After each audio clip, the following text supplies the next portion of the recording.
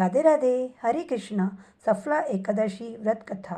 युधिष्ठिर ने पूछा, हे माधव, पौष मास की कृष्ण पक्ष की एकादशी का नाम क्या है और उस दिन किस देवता का पूजन करना चाहिए तथा उसकी क्या विधि है और क्या पुण्य मिलता है, यह सब आप मुझे सविस्तार कह सुनाओ।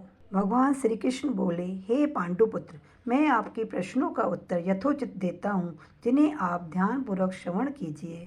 मैं दक्षिणा वाले यज्ञ से इतना प्रसन्न नहीं होता जितना एकादशी व्रत करने वाले से प्रसन्न रहता हूँ।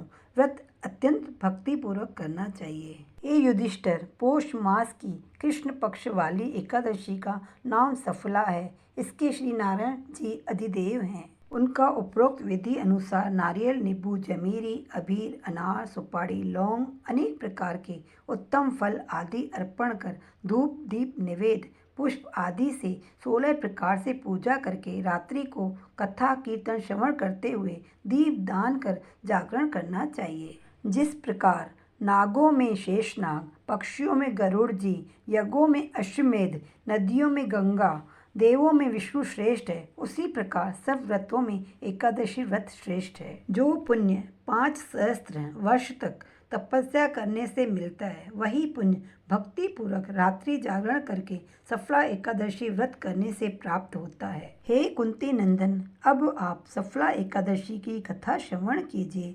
चंपावती नगरी के राजा महिष्मान के 4 पुत्र थे, जिनमें सबसे बड़े पुत्र का नाम लुम्पक था, जो सदैव देवताओं व ब्राह्मणों की निंदा करता, पर स्त्री गमन करता तथा वेश्याओं के यहाँ धन नष्ट करने वाला महापापी था।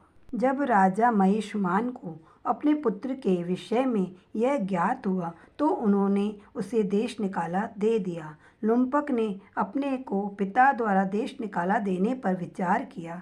अब क्या करना चाहिए और किस प्रकार अपना पालन करना चाहिए, इस प्रकार की चिंता में फंस अपने पिता के नगर में चोरी का निश्चय कर वन में रहने लगा। वह दुष्ट रात्रि में चुपचाप नगर में आकर चोरी करता तथा जीवों को मार डालता और अत्याचार करके पिता के नगर का नाश करता। पहरेदार उसे पकड़ने पर भी राजा के भय से छोड़ देते थे। जिस वन में वह रहता था, उस वन में एक बहुत पुराना पीपल का वृक्ष था। वह वन भगवान नारायण का अत्यंत प्रिय था, अर्थात नगर निवासी तथा अन्य सभी लोग उस वन को देवताओं का क्रीड़ा स्थल मानते थे। जब पौष मास आया और सफला एकादशी आई तो दशमी की रात्रि को वह लुम्पक वस्त्रहीन होने से शीत के कारण मूर्छित होकर पृथ्वी पर गिर पड़ा। शीत के कारण उस रात लुम्पक को निंद्रा भी न आई। वह अचेत अवस्था में दशमी की संध्या से एकादशी के दोपहर तक पड़ा रहा। इस कारण वह बिना भोजन किए ही रहा था। दूसरे दिन सूर्य नारायण जब अधिक चढ़ गए तब उसके शरीर का शीत कम हुआ और वह अचेत अवस्था को प्राप्त होकर अपने स्थान से उठकर गिरता पड़ता भोजन की खोज करने लगा। शक्तिहीन हो जाने के कारण वह जीवों को मारने में भी असमर्थ था, इसलिए वन के पेड़ों में से जो फल टूट टूट कर पृथ्वी पर गिर गए थे, उन्हें ही खाने के लिए उठाकर ले आया और उसी पीपल वृक्ष के नीचे रखकर दुखी हो बोला, हे भगवान, इन फलों को आप ही खाकर तृप्त होवे। क्योंकि वह दुखी था, क्रोध और खींचता के कारण उसने ऐसा कहा था। सूर्य नारायण भी अस्ताचल को चले गए थे।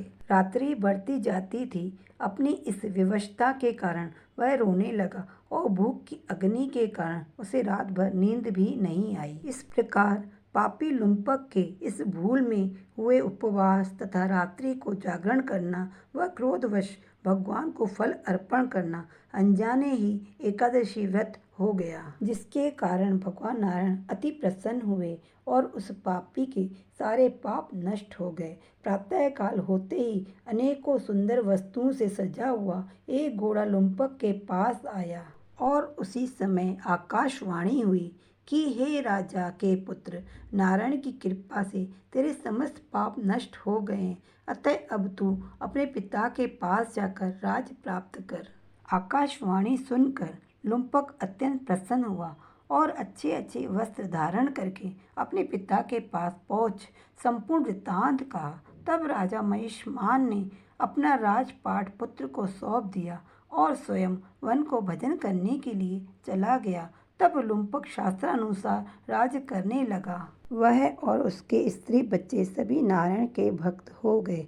वृद्ध अवस्था आने पर अपने पुत्र को राज सौंप लुम्पक वन में ईश्वर आराधना करने को चला गया और अंत समय में विष्णु लोक को प्राप्त हुआ। जो मनुष्य नियम पूर्वक श्रद्धा और भक्ति के साथ पौष मास की कृष्ण पक्ष वाली सफला एकादशी का व्रत करते हैं उनको अंत में मुक्ति प्राप्त होती है। इसके करने से अश्वमेध यज्ञ के समान फल प्राप्त होता है। सफला एकादशी व्रत कथा संपूर्णम। हरि बोल।